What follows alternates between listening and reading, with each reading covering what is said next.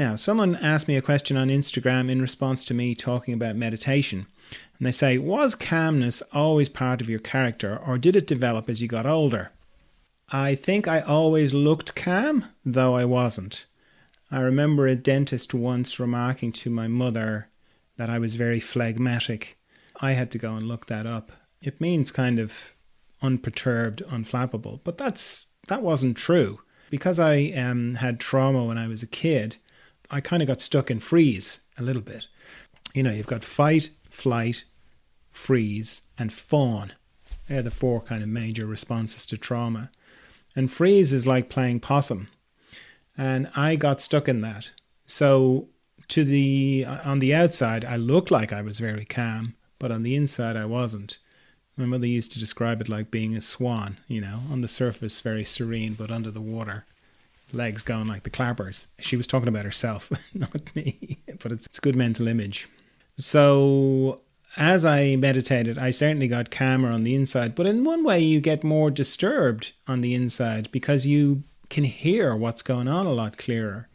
Like on the meditation training, I use the analogy of you're driving, and because you're driving, you can of course only look forward.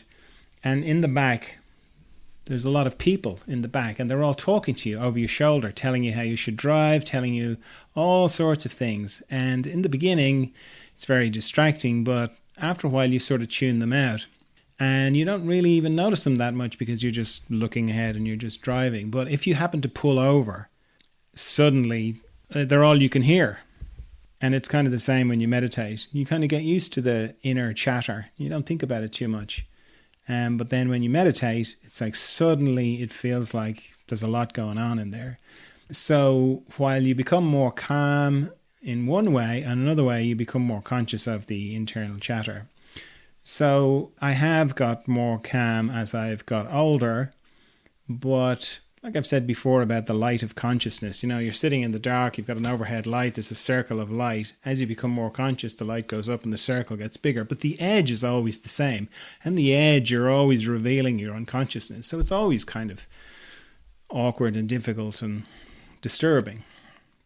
So yes, I've got calmer, but the edge is always the same. And in a way, the light gets bigger, so the amount of unconsciousness you're dealing with is kind of bigger.